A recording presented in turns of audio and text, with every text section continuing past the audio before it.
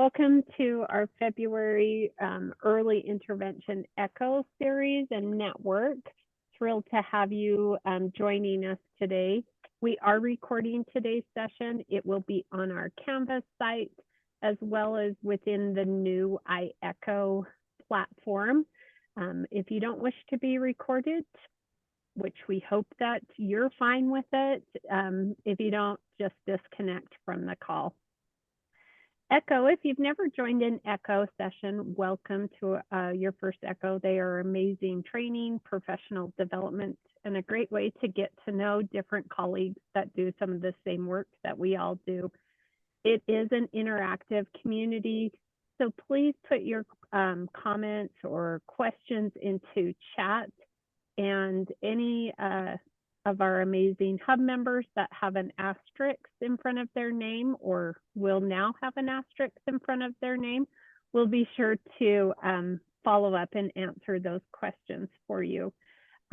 We are going to save any questions in today's session until the end, just because we have a lot to get through today. If you have never done a case narrative, they are a great way to get to know who's on the call, get support and help from all these amazing people on the call. So consider sending in a case presentation or a case narrative. We'll be talking about those throughout today's session. But we do talk about individual, and we want to make sure that we protect their privacy. So please be sure to de-identify any of that information. Again, any questions that you have, reach out to one of our amazing hub members. They would be able to help make sure that you are de-identifying that. Key components of an ECHO is we will always have a didactic speaker where we'll learn about a topic, and then we'll have a case presentation. Our case presentation does not always match the topic that we review. It is just a way to get information and learn from everybody on the call. So while sometimes it does match our didactic speaker, it does not always match it. And please, if you have a tough case or you have a case that you just want to brainstorm, don't worry about that it doesn't match our topic. It's that the case presentation is, again, just a way to learn from everybody on that call, building up that professional networking and knowing who we can reach out to when we have some of those tough cases.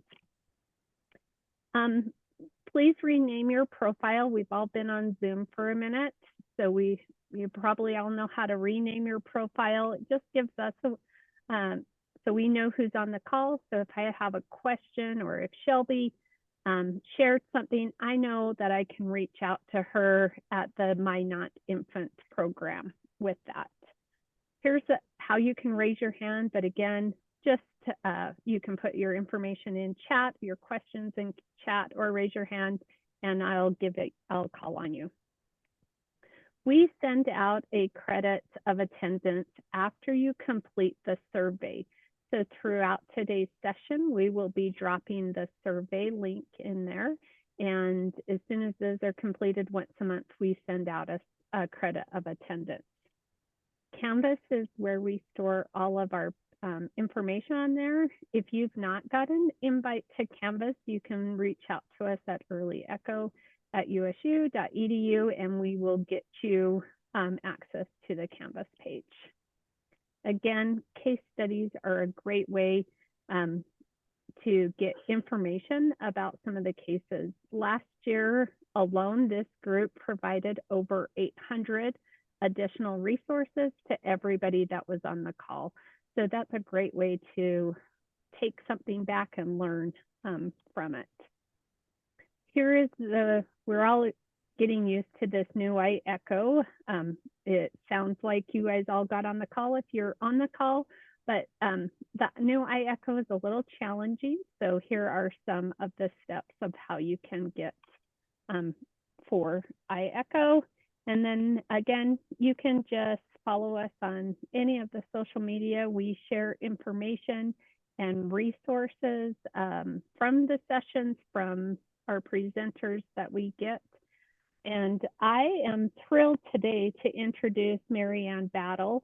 She is been a physical therapist for 13 years at DDI Vantage, has a specialty in Down syndrome.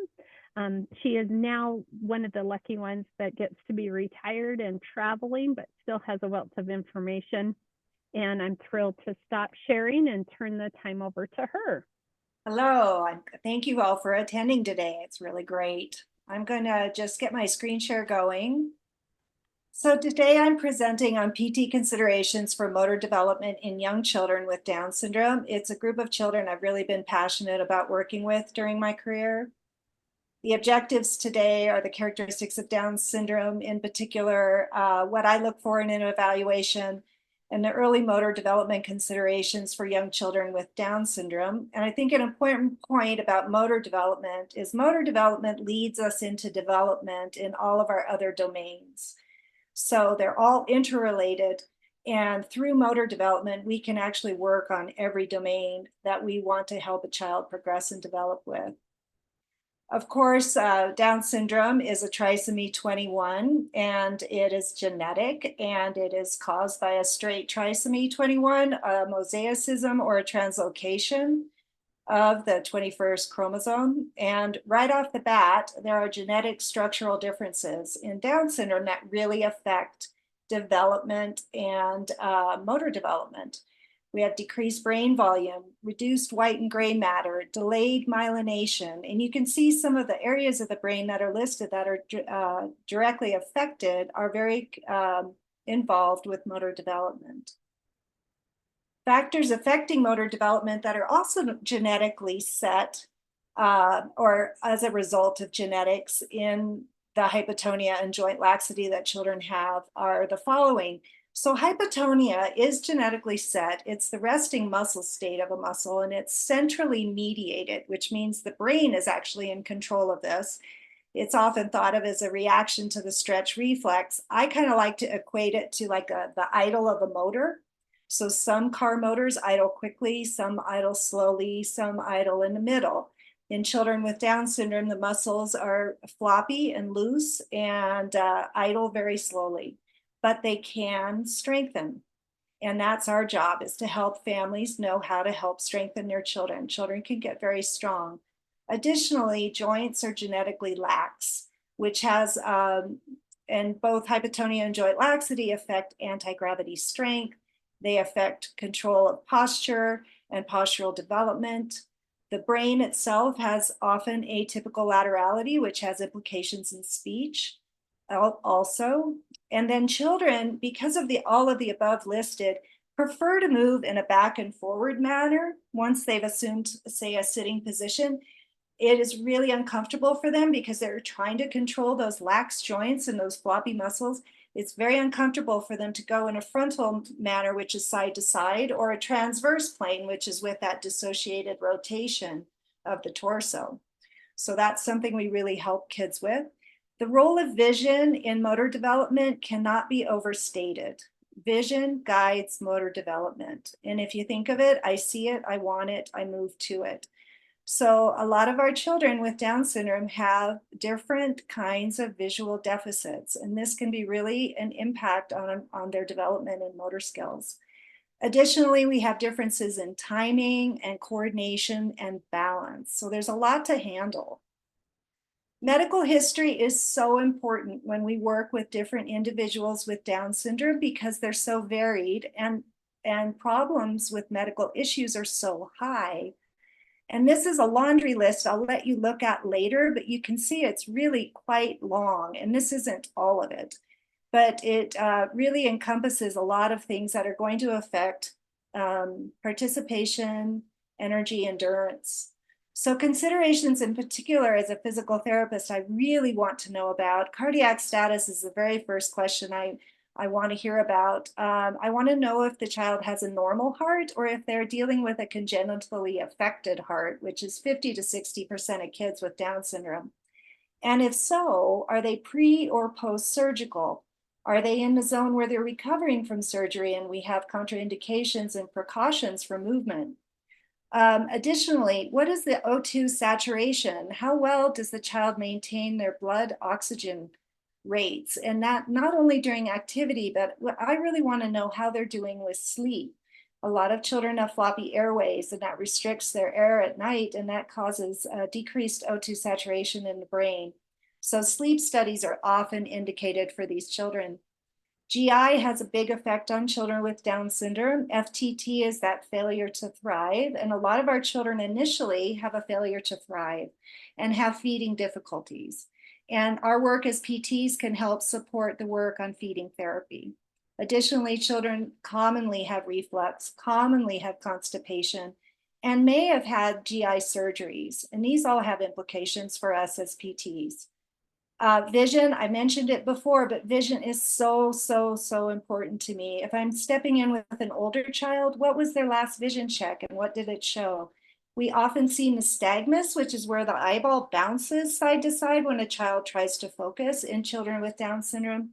We see tracking issues with children with Down syndrome. They may have frank visual deficits. A lot of children will go on to wear glasses way above the typical population. Additionally, hearing, another sensory system we really want to know about. Children with Down syndrome have different immune systems, and they get sick harder and they make thicker secretions.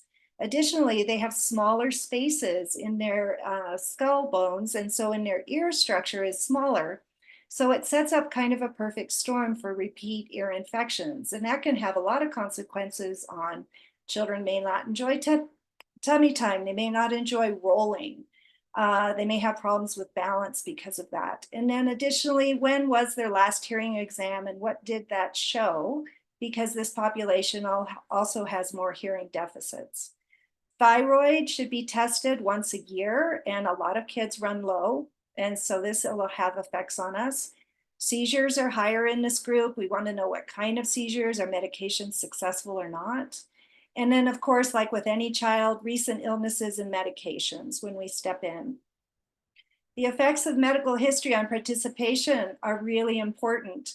Of course, if a child is not feeling well, we're going to have difficulties with motivation for exploration, participation, social interaction. Children who don't feel well aren't going to enjoy any of those. It's going to have implications for their energy and endurance. And it's going to have implications for their tolerance for postural positions, especially with GI issues for tummy time. I also think that the medical history of a child has implications for the parents. Parents also are going to run low on energy and endurance, and it's going to really increase their stress levels when they're encountering a lot of medical problems for their child.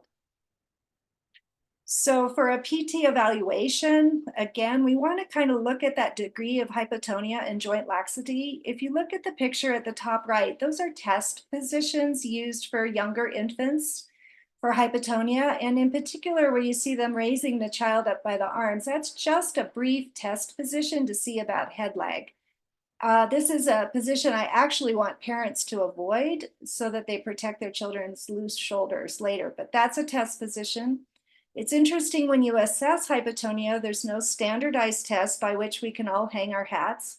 It's actually more of a judgment call of mild, moderate, or severe. We want to know the level of head and postural control for a child at a given point in development.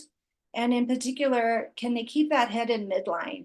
There's a lot of positional torticollis in kids, which can be driven by visual issues as well as just by that hypotonia and joint laxity, and a child will just preferentially rest into one position. Then we want to look at, can they move against gravity and how difficult is that for them? And if it's really hard for them, that tells us that later we're going to have to help our parents with positioning to help them be able to move against gravity with some support. I think it's so important to know what are the preferred play positions, activities, and social interactions for a child. What do they love best? If we know what they love best, and parents are our best resource for that, that gives us a real in into what we can do to make things that we would like them to try more meaningful. Visual tracking starts from the get-go when we work with children, and then of course hearing status, we're going to use sounds as well. Motor planning, compensatory strategies are typical with children with Down syndrome who have hypotonia and joint laxity.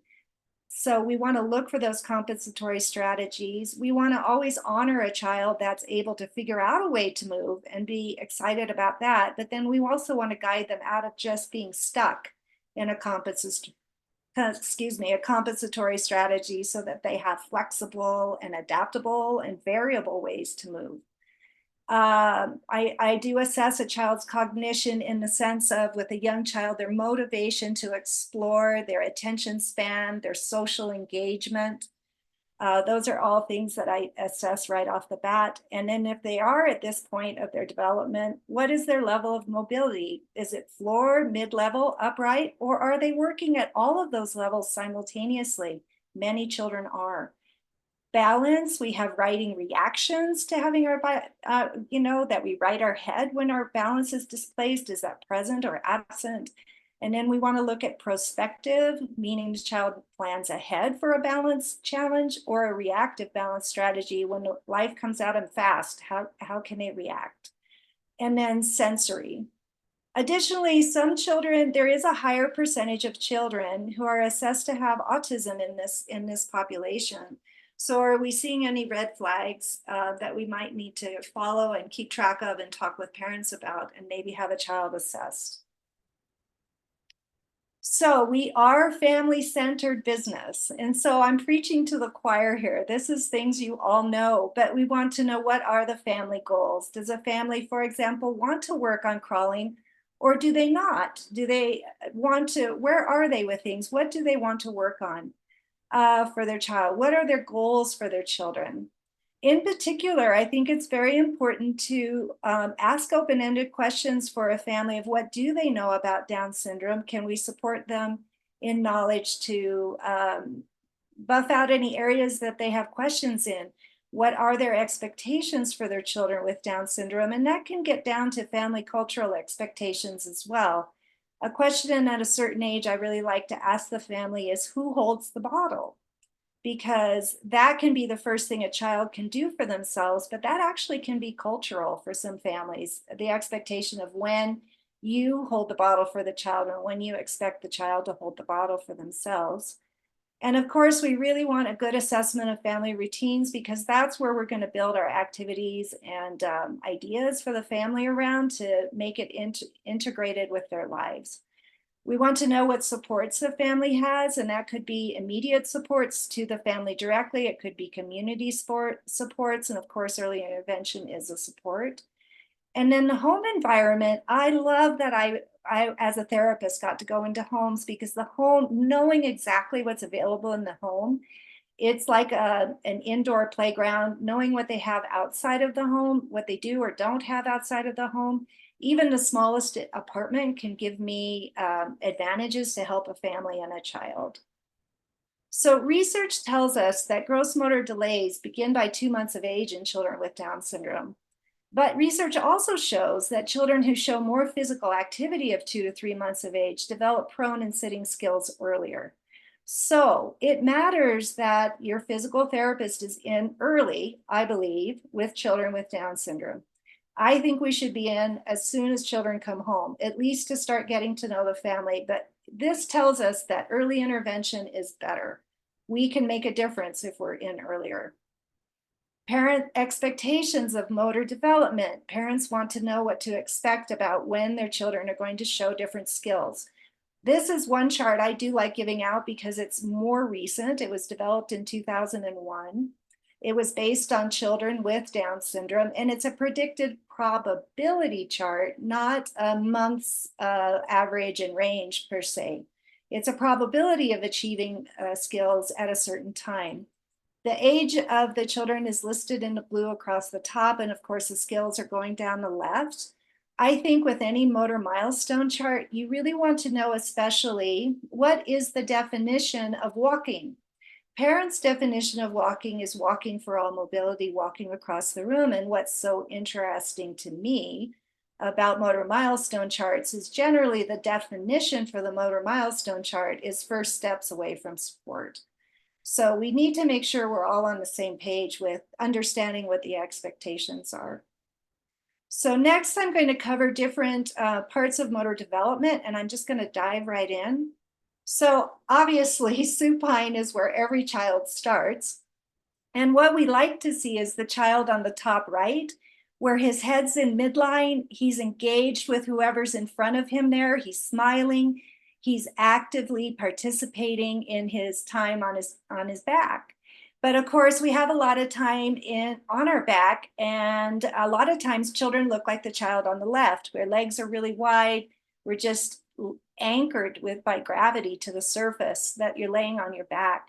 And knowing that children move less than typically developing children, there's a real risk of a brachycephaly where we're going to get that flat head. Children are going to spend a lot of time just flat on that head.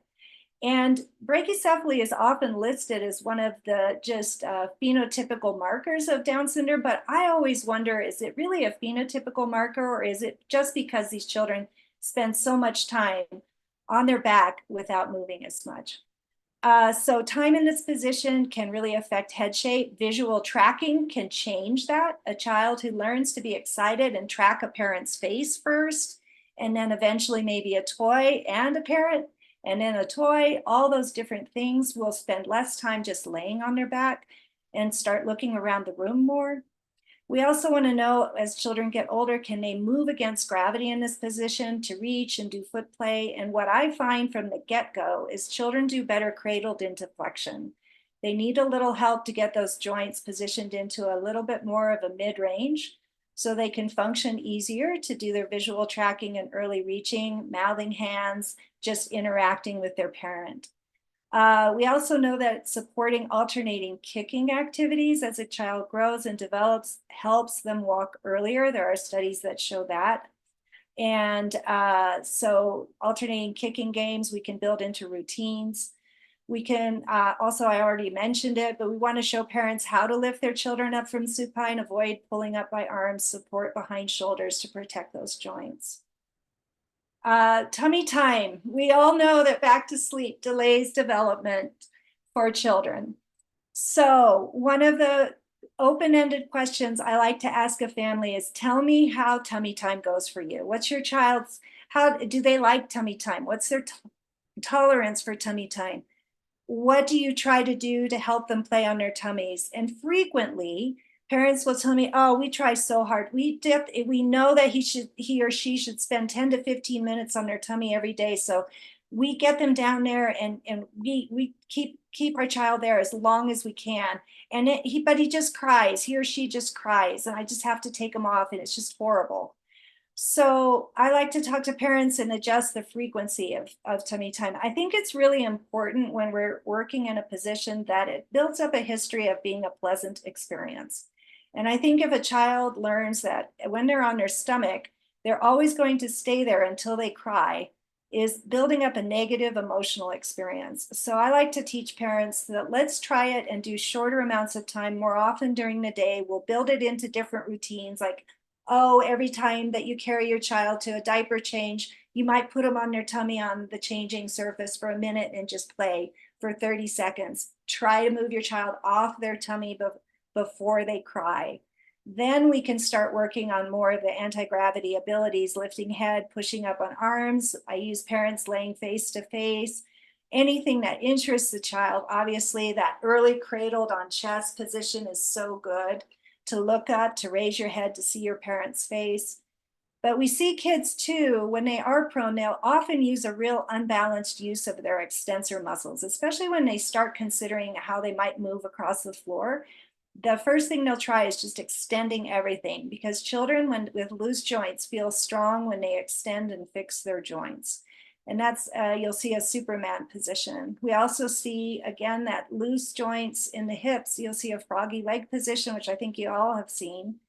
And it puts the hip adductors, those inner thigh muscles, those weaker inner thigh muscles, to the floor. And that's what the child's trying to use to anchor their hips versus their strong hip flexors. So we can help with positioning there. And all of this leads to kind of an inability to get the weight off the chest onto hips to play. And if you've ever been smashed onto your face on the floor, it's just not a very pleasant place to be. So again, more things that we can do to help position to get children in better play positions on their tummy and make it a more positive experience. within their frame of reference is, to me, really important.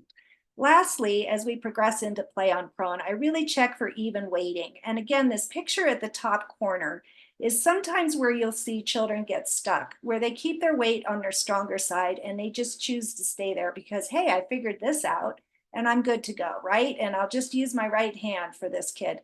I'll just use my right hand to reach. And so then we get a strong hand preference.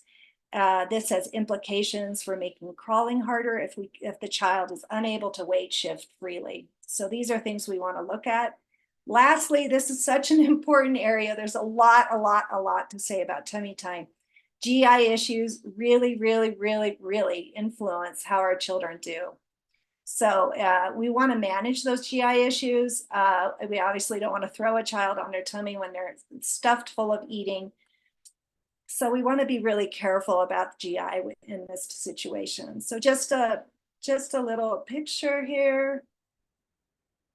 Here's our little Superman. He's excited, he's happy, he's thinking about going somewhere, and he's just extending for all he can manage.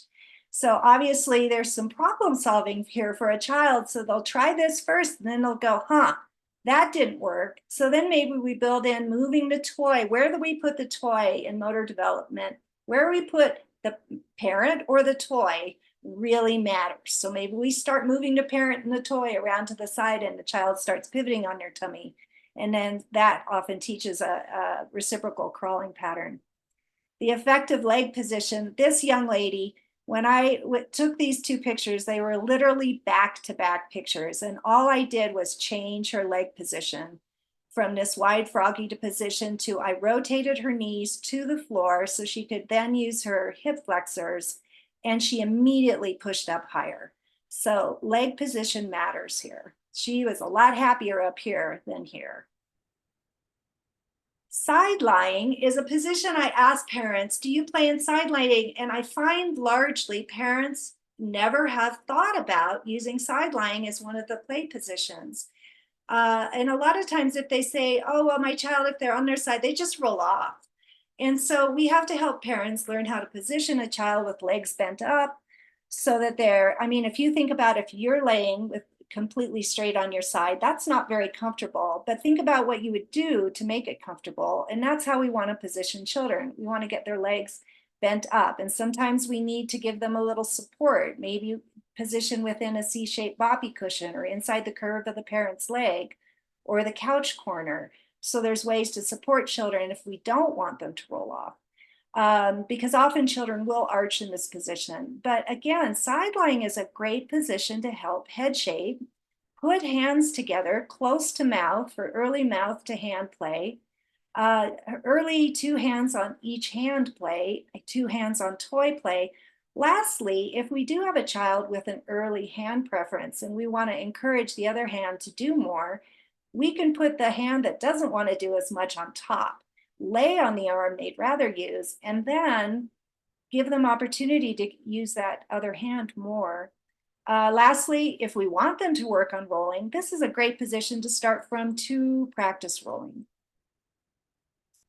Core strengthening has to happen, in my opinion, throughout a child's development. There are so many different ways to strengthen a child's core, but it's something we really always have to have somewhat built into the plan because it can weaken later. And it's just so important for postural control.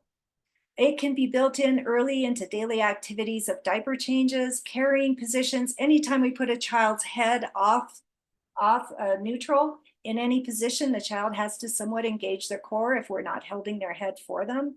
You can do it into dressing. I mean, there's so many routines in a day, so we can just change how a parent does something so that there's still this focus on core. We'll talk more about it when we get to sitting. And then remembering also that core supports oral motor development. And then oral to motor development is so important to also build into all these activities because as we come up against gravity, gravity is going to pull on that jaw and that little tongue's going to slide out. And also it's so important, core strengthening and oral motor control for feeding and speech. So rolling, this is where all that lovely work we've done on visual tracking and reaching activities can lead a child to roll. That top picture, see where the toy that child is interested in is up on that upper diagonal, where the child can kind of roll over to see it, but it's just out of reach. That's like the perfect toy position to encourage rolling, as long as the toy is something the child cares about. And of course, we're going to progress from sides to from front and back, tummy to and from back.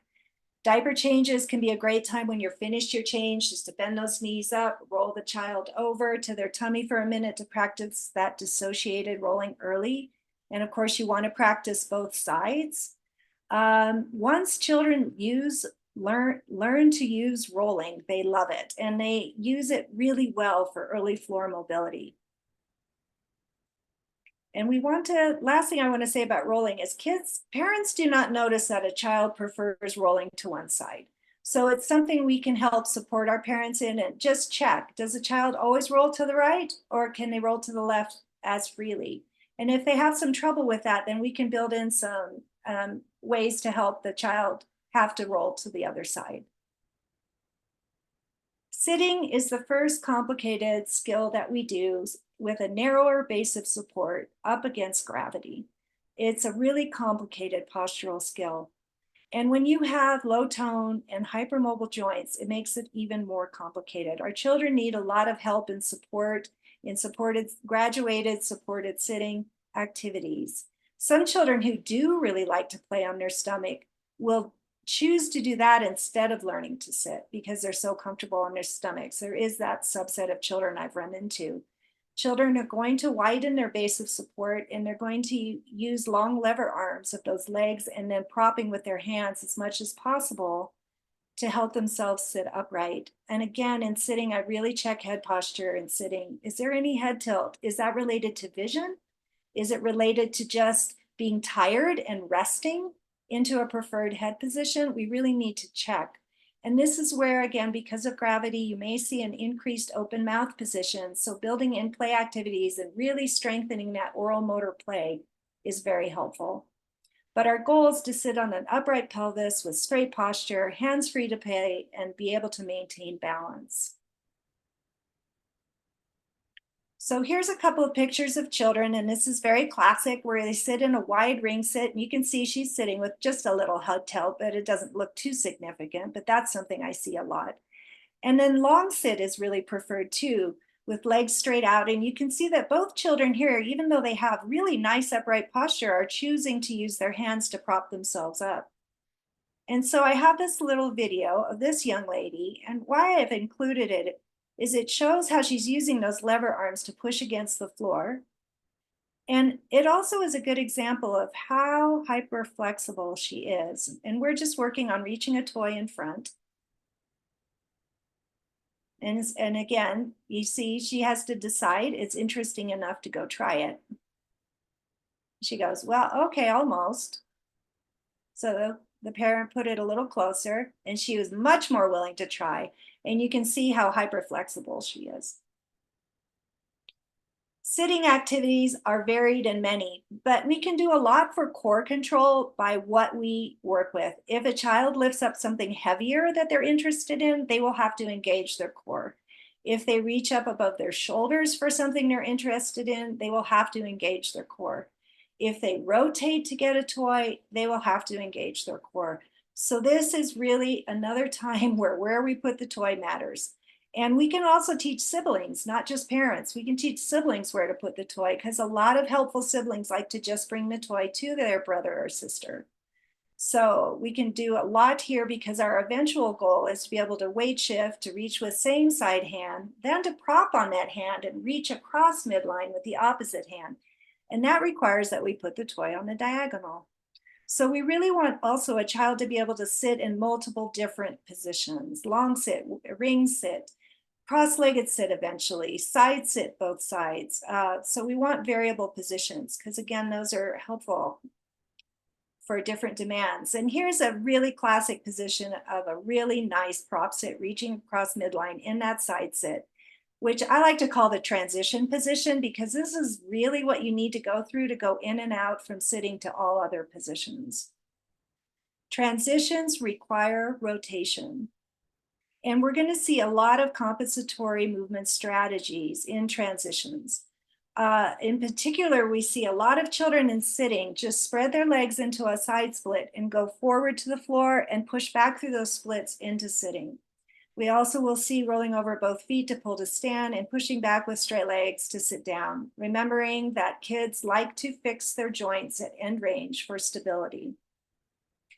So we're going to look at a video of this little man trying to get into this chair. He just been presented this chair today. He's actually an early walker. He's just starting to take his first steps and walk across from sofa to sofa. But watch how he does this whole transition. He gets real points for motor planningness within his restrictions, but he uses no rotation to get into that chair. So I'm just going to play that one more time. He also elegantly uses his head as a fifth limb to help support him in this goal. So we were pretty dang excited with his cognitive ability to problem solve how to get himself into that chair. He was really motivated to do it. And obviously, as time went on, he learned to get into a chair using different strategies. Floor mobility, rolling is preferred once mastered. So sometimes we may have to work with that issue. And if you think of it, if the toy is straight in front of you, and you roll to get around. If you roll, you're going to move away from the toy. So this is another time that where we put the toy matters, and we can guide attempts and then help with attempts to do more crawling. There's a ton of ways to help kids learn to army crawl, many compensatory strategies. One study in typically developing children showed 25 different crawling strategies on the floor in army crawling. Creeping, and then army crawling with children with Down syndrome. We often will see children have to throw, they'll often try to throw a straight leg out and then just push with their foot. So we really have to help kids learn a lot about how to pull the knees up under themselves. And again, that will help get them towards creeping. Kids will compensate by often putting one foot out or creeping on one knee, a 3-point crawl, some people call that. A hitch crawl, other people call it, or they'll widen their knees outside of their hips. Obviously, bear crawl is really popular in this group, and the proportions of children with Down syndrome really suit bear crawling up on hands and feet. And actually, I think it's great because, in part, because it's very reciprocal. Kids are evenly weighting both sides to do that. There will be a subset of kids who will use bum scooting instead of crawling or creeping to get around. It works, but again, I think optimally to strengthen all the muscles around the shoulder blades, we want to encourage our kids to crawl on hands and knees to creep. So here's a young lady we've been working on, helping her get different strategies to go, but you can kind of see she has a more symmetrical crawling pattern. She's not doing reciprocal alternating, but she's learned how to get those. The part I love about this little video clip is how she's gotten her knees under her, and here she is in that lovely side sit position. So she kind of shows an intermediary stage. So a lot of times you hear a lot about adaptive clothing, and why do we need adaptive clothing? Why do we care if kids go through splits? Why do we care if they expand this? And the main thing I think about is twofold. One is Wolff's Law. Bones form according to the stresses put on them. You've already been given a congenitally open hip. Why would you keep exploring end range and make the hip even more open by constantly going through end range? Secondly, it's a very limiting motor pattern, and we want kids to have flexible, adaptable, variable ways of doing things. And we want them to learn to use rotation. So here's a little video clip of a young one. Again, she's kind of in between stages of using her flexibility. This is what you commonly see, but you can see she's learned to use her knees too. So she's showing both patterns right now. And what we would prefer her to do is that little move secondly, but you can see she's experimenting. She's experimenting and seeing, what do I want to do? But what I do like about this video is it shows her flexibility, but it also shows that she's gotten some variable strategies. And what's nice about this little environment here is that little bolster cushion right behind her helped her boost up in a really nice way into sitting, and her hands are free. So adaptive clothing, the goals are to position a child to strengthen. So we know that if a joint is in end range, muscles are at their weakest influence on that joint. We want to position joints in more of a mid-range position so that the muscles function better. That is the best place to strengthen a muscle. If you think of doing a bicep curl, you're strongest in mid-range. You're not strongest out at the end. So there's three basic ways that I would help children with adaptive clothing. Hip helpers is really helpful. It's a one-way stretch short. Many of you know of them. They are $20 for regular sizes and $28 for custom shorts. It usually helps to have a couple of them so you can wash one while the other's being worn. Happy Strap is one I really like that we'll look at, but it's very expensive. It's $190 full retail, but it's a strapping system that goes on over clothing. And then if a family really has no resources whatsoever to be able to buy anything or get insurance help, which I'm not sure how much the insurance helps on this at all, you can sew the inseam together on pants, and I would generally sew it from mid-thigh down to mid-calf, and you have to experiment on the width and stretchiness of the pants, but the goal is just to limit a child from using splits to go in and out of sitting. And here's a young lady wearing hip helpers, and you can see here. Now, I want to talk a little bit about fit. What's really important on hip helpers is they don't fit too tightly, and that's usually the main problem. They rarely fit too loosely. But if they fit too tightly, we aren't going to let a child have enough room to move. So it's a careful fit, but when you get the careful fit, then a child can still crawl, transition through side sit, and do everything they need to do. They just can't go through splits.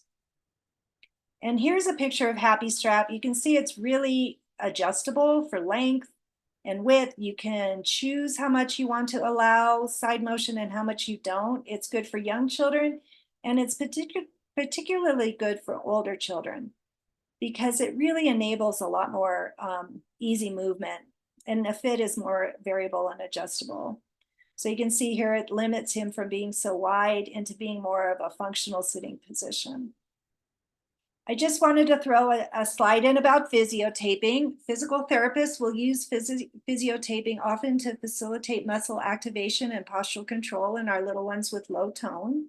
It can be very helpful. Skin is sensitive, so we use hypersensitive tape, and we can teach parents to do it.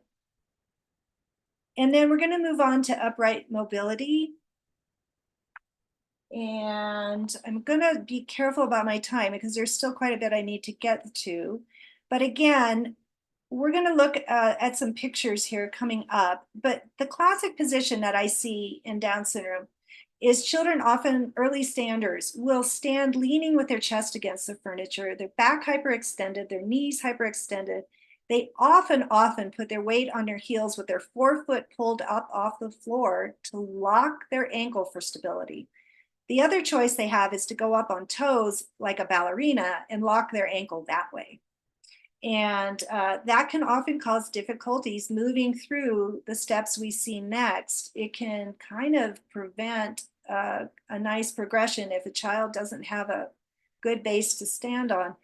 So to brace or not to brace, that is the question in front of all of us. As we know, for typical babies, barefoot is best for sensory information from the floor. But children with Down syndrome, as you can see in this middle picture, have a lot of dorsiflexion where the foot folds up towards the shin, ankle valgus where the ankle falls towards the middle, calcaneal eversion where the heel bone tips to the outside, which drives the rest of the foot towards the floor, causing foot pronation, a too many toes sign where the toes stick out too much on the outside of the foot. And here's a picture of a little one I worked with. And this little child really wanted to do play and standing, but was so loose in his ankles that he tried variable strategies. He tried both ways. He was down here, and if you draw a line through the calf to the ankle, you can see this extreme angle that comes out of his foot. Notice the arch of the outside of his foot. He is arching his foot and clenching with his toes. He is desperately looking for stability. He's got everything extended and hyperextended. And then he alternated going between these positions and then truly rising up on toes like a ballet dancer. And in this position, you can see the classic leaning on the sofa, back hyperextended, knees hyperextended down here. And here's where he also tried, locking the joint by pulling this forefoot completely up off the floor. As you can see, his parents really didn't want to brace, and we worked quite a while to see what we could do to strengthen to achieve their goal of not bracing. But he really truly plateaued. He could not progress. So we did finally brace him, and then he did much better. So common types of braces to use. This is the one I see used the most, Sure Step. It's designed for kids with low tone. It leaves this forefoot free, the medial forefoot free, which gives the sensory input. It's a dynamic molded, custom molded plastic, and it is expensive, and often insurances will help fund this. I work with pediatricians also to write orders for it too. So here's another picture of Sure Step, and see how it's cut below the ball of the foot and it's up above the little ball, the ball of the little toe. So that's a point of control. And here we know when this brace is outgrown, when this little point of control slips below the ball of the foot. You can see that this brace enables a child to make a toe break here. It preserves we call it the three rockers of the foot. It preserves natural foot motion. If you want to think of it that way, children can learn to run, jump, climb in these braces. You wear these braces with a sock underneath always, the brace, and then a light shoe, often with the insole pulled out because the brace takes up extra room just for traction.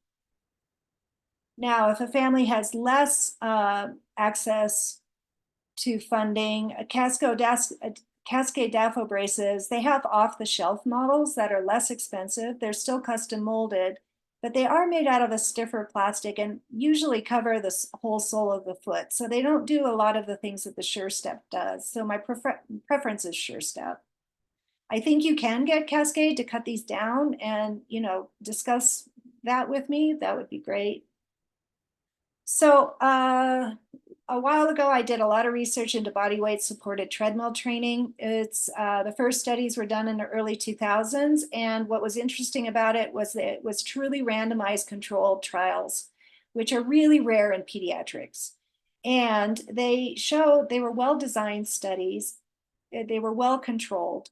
And they really had a good outcome. On the whole, the accelerated onset of walking was 4 months earlier in the body weight supported treadmill group than the control group. Kids showed a more mature gait. They showed improved obstacle avoidance. They did add little ankle weights to some of their kids in one experiment, and that showed even an increased speed and time a little bit, and that even showed better results. The protocol, the entry-level motor skills, enough postural control to allow a parent to support a child on the treadmill, or you could also use kind of that good independent sitting. The treadmill trial is you try it and you support a child under arms and you see if they can do 6 assisted steps in 1 minute over a 5-minute trial. The activity is 0.1 to 0.2 meters per second for 6 to 9 minutes of total walking time with rest as needed, and it's 5 days a week. So this is for some families. It is not for all families. At DDI, we had some treadmills we could check out to families.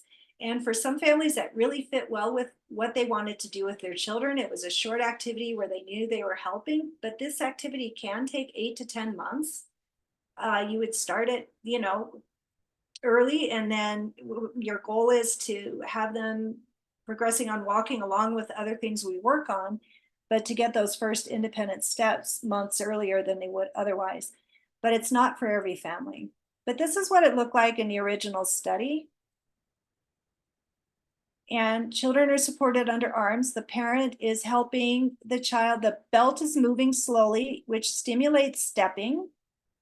And then the parent helps rotate at the ribs to also help stimulate stepping. Over time, you give the child more weight on their feet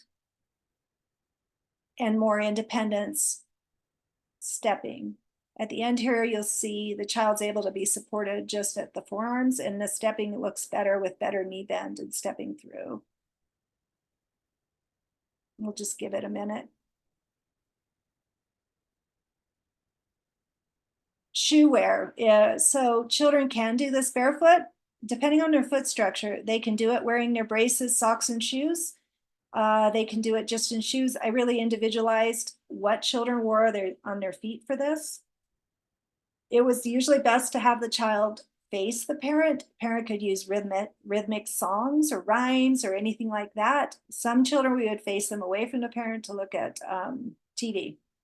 So there's all kinds of different ways you can individualize the treadmill training. So modified ride-on cars have shown all kinds of good results for children with providing early mobility.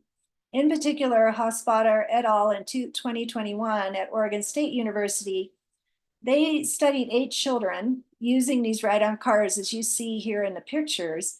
5 walked earlier than 22.9 months, with 4 children who used the car as a push toy, like this little one on the right, were the earliest walkers at 19.9 and 21.8 months. I think what's so important is early mobility matters. You know, and then culturally, I see certain cultures really prioritize walking for their children, and so they practice assisted walking all the time. And their children walked earlier. So I think practice matters, however we can provide it. The last thing I want to cover today really quickly, and I know we're bumping up against time, is atlantoaxial instability. So I'm going to flip to the next slide. Here's a picture of a cervical spine. So up here would be the head. Here is the atlas is C1, it's the first cervical vertebrae, and the axis is C2. You can see that, and the spinal cord runs here as you go down. It runs right in the middle.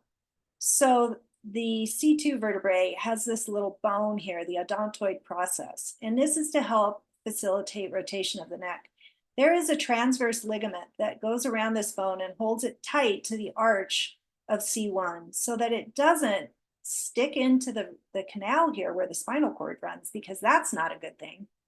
So either that ligament in children with Down syndrome can be loose or absent, or the odontoid process can be malformed. And additionally, there can be some other bony abnormalities that allow for more movement. And that can cause, instead of the head, when you move forward with the odontoid process staying against the arch, it can cause this odontoid process to move back into the spinal canal because there's nothing holding it here.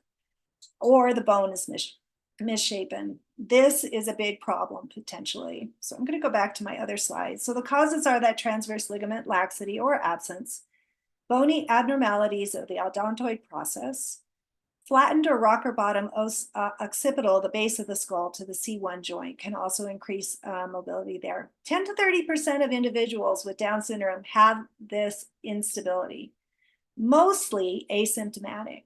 Only 1 to 2% are symptomatic, but even though it's rare, it can be potentially catastrophic. So one thing we do, even in early intervention, is educate families about neurologic symptoms, which would include headache, bilateral weakness, numbness, tingling, sudden gait abnormalities.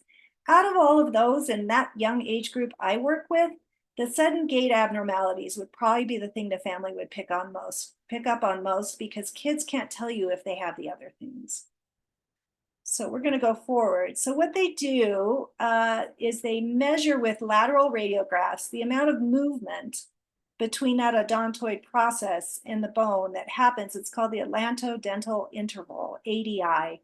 And they look for something above 4.5 millimeters. Now, you don't want to x-ray kids under age 3. So what I counsel families to do is avoid activities like forward rolls, backward rolls, things on the trampoline, sudden, tossing kids around, things like that. We want to avoid extreme hyperflexion or hyperextension of the neck in young children, because you really don't want to do these x-rays till they're 5 or 6. So Dr. Douglas Brockmeyer here in Utah and Salt Lake City has some lovely flow charts he uses and has published for how to assess and treat children with Down syndrome with this issue. And you can kind of go through these charts on your own. I'll just point out a couple of things. The ossa odontoidum is when that bone is malformed or absent or fractured. So that's something you should know. Otherwise, all the acronyms are defined below, and it's a really elegant flow chart about what do we do. And then if a child has symptoms, there's a different flow chart. And again, we go more immediately to an MRI. If there's symptoms, we immediately kick in an MRI. If the MRI is positive, then we have to consider operative fusion, which is a big deal. If the MRI is negative, then we just observe closely and restrict risky activities. If children are asymptomatic, if they're in this range, they show some, if they show some laxity, but they're asymptomatic and they get to age 10 and have no problems, then Dr. Brockmeyer doesn't supervise them anymore. So the treatment of operative fusion is pretty extreme. And here's a couple of pictures of little ones who've had to have it. And complications are really high in this group of children with Down syndrome. So we'll do it. It'll be done if it needs to be done, but it's certainly something we'd rather avoid because there's high patient non-compliance with post-surgical restrictions. There's infection, wound healing, non-union fusion. So it's really something we'd like to avoid, but have to use if we have to use it. But I think the important part is parent education in young children. We'd like to not risk their health. We can do forward rolls later when we know they have a standard and normal neck. Special Olympics here in Utah requires the lateral radiographs, x-rays, if you want to participate in activities like figure skating, gymnastics, diving, horseback riding, places where you could be at more risk, or they will, and you have to have a good result on that, or you can get 2 doctors to write off and sign off that the child is safe for activity. So that ends my presentation today. There's a slide with references. I really want to thank the families who've shared pictures and videos of their children for me to share with you. It's so generous of them. And on my last slide, I've just included some resources that many of you know about, but this is a list of ones I do like to share with my families. The last one here is just a lovely sharing site called themighty.com, and it has a whole section on Down syndrome for all ages. And I find it's really a helpful community sharing site for families besides just Facebook sites. All right, I'm going to stop screen sharing now and then come back and then take questions. I hope I'm not wildly over. No, Marianne, that was just amazing. Great resources. I'm going to open it up for about 2 minutes for questions. If anybody has any, you can put them in the chat or come unmute. Audrey. I had a question about, I don't have Down syndrome children on my caseload down here in Moab very often at all. But I sure do have other kids who are low tone and wanted to know how much this applies, especially that last part of the bone instability or the muscle instability, making that bone dangerous. Yeah, so I think the motor development parts that apply to children with low tone apply to any child with low tone. Low tone is That's low what I tone. thought. Yeah, and a lot of times other genetic syndromes often show low tone. And so you may have different variations of how children interact with activities, but the principles are the same, I believe. On atlantoaxial instability, I have no idea if there's other groups that are quite as prone. It certainly happens in typical children too. I mean, this is not unheard of in any group of children, but it's much more common in the Down syndrome population. So, but that's a really good question. I can't fully answer if there's other genetic situations where it also might be more common. Thank you. Okay. Well, we are right at 1, so I'm going to turn over to our case presentation. But Marianne's presentation, her PowerPoints are on the iEcho as well as our Canvas page. And she did generously volunteer that you could reach out to her. Marianne, if you will put your email in the chat for everybody, if you feel comfortable in doing that, that would be great. Yeah, it's back in a bit, and then I'm just re-putting it in for you. So it's right there at the bottom. Okay. Yeah, and if anyone has any questions or, or you run into an issue with a family, please contact me. And that's the most amazing thing, is knowing who you can contact when you have questions about the cases that we all work with. So I love that about ECHO and connecting with people, because in our own little worlds, we would probably never know Marianne up here in Logan because she's down in DDI. But now if I have any questions about Downs kids, I can reach out to her. So thank you again. Our case presentation today is presented from Martha Thurston. She is a developmental specialist here in the Up to 3 Part C Early Intervention Program. I'm going to share the case, and if anybody has any questions or I've not shared what it is, Martha is on the call and she will jump in. And this is another way to do a case. So if you're scared or nervous about presenting in front of this group, just let me know and I will be glad to share the case.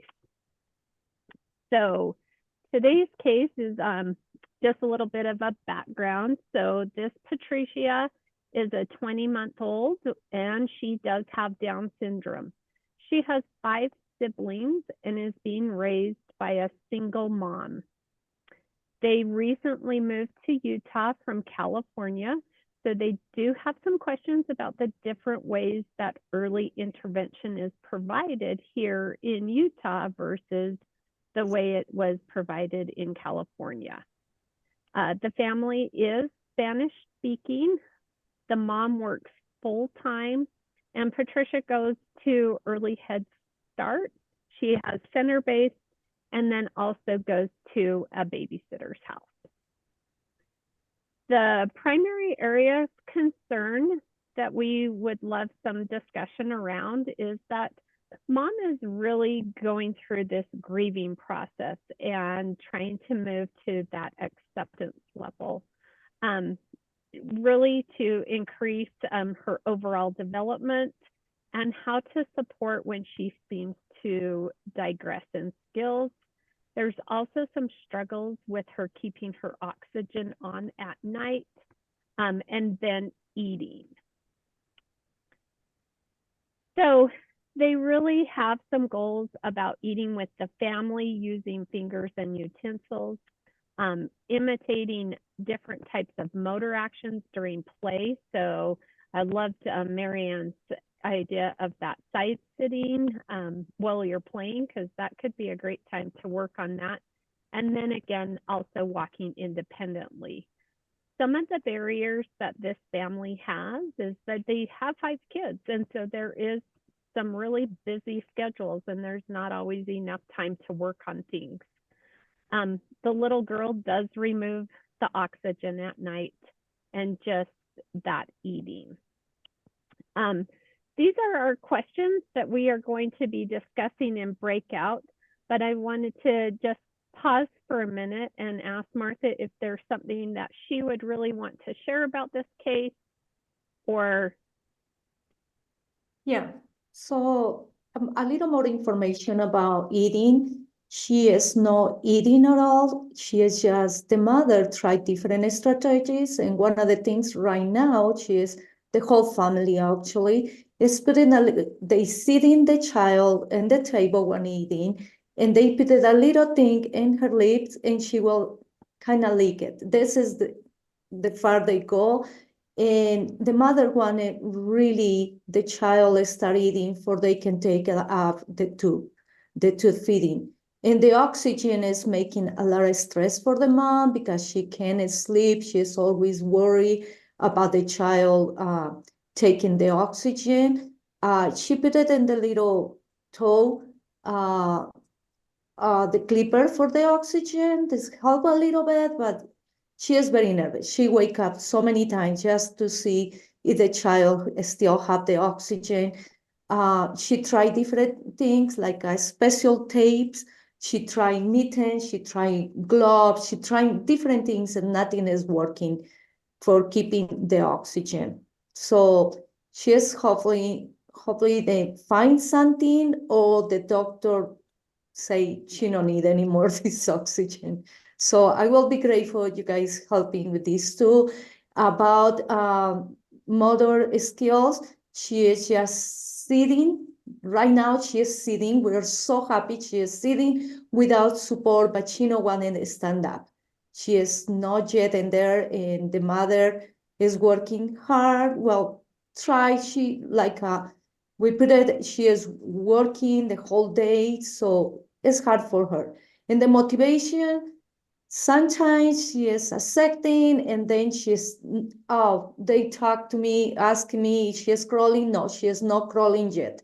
She is just sitting, she is not want to crawl. Yes, she loves tummy time and she is rolling, but not crawling.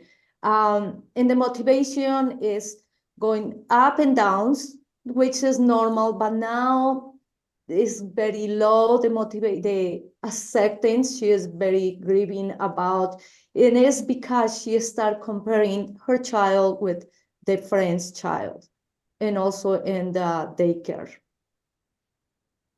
Hey, great, Martha. Just so that our hub members know, we will be moving Martha in and out of the breakout room so that when you get her in your breakout room, you can ask a question really quick with her. The breakout rooms are, again, a great way to just connect with other people on the call. So please remember, if at all possible, to turn on your cameras, to introduce yourself so we know where we are all from and where we're at. I'm going to quickly go over the hub members and which breakout rooms you will be in.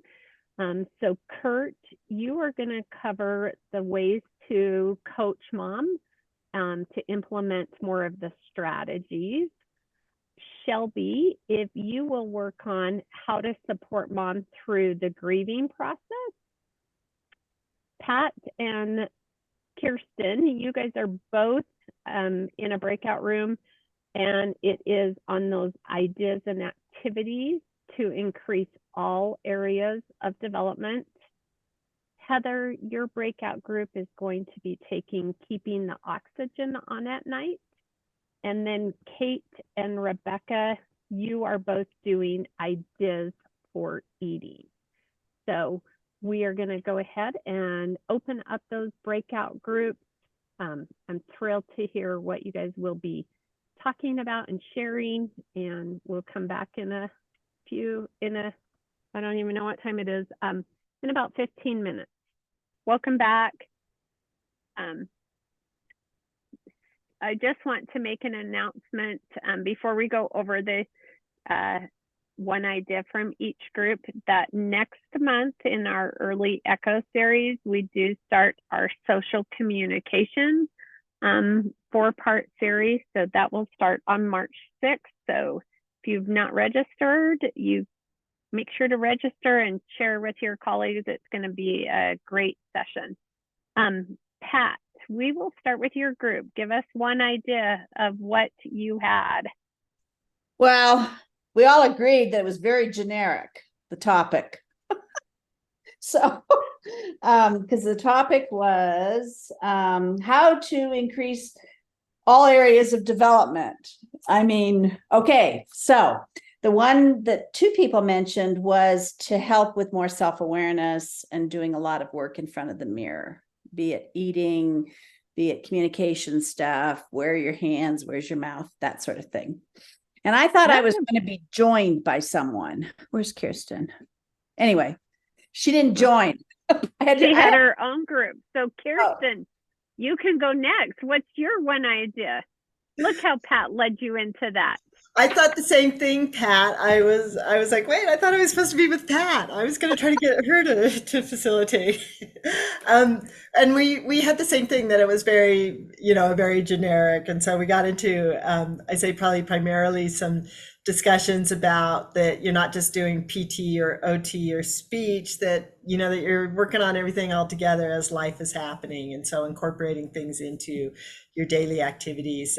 Crystal talked about like folding laundry, you know, having the baby in the laundry basket and talking about the socks and the colors and whose things belong to and working on their balance and stuff all at the same time. Or that she had a visit once and the mom was really overwhelmed and they did dishes the whole time. So they got balance and motor and sensory and language and cognition. And by the end of the visit, the mom felt like they had accomplished something and they worked on all this developmental stuff at the same time. So we talked about just trying to be really interactive and think about multiple areas at once and work it into the day of what the family's doing. So that was kind of a lot of things, but. Love it. Well, look Thank at you. both of those ideas on a generic thing were wonderful and will work on a lot of things. So thank you both.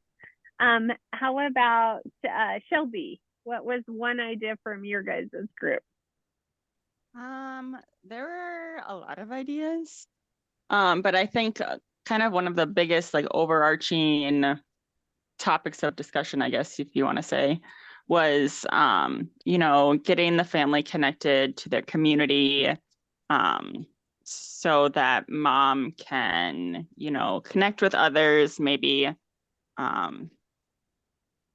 get more involved with like things for her own mental health too, to kind of play into the entire family dynamic, if that makes sense.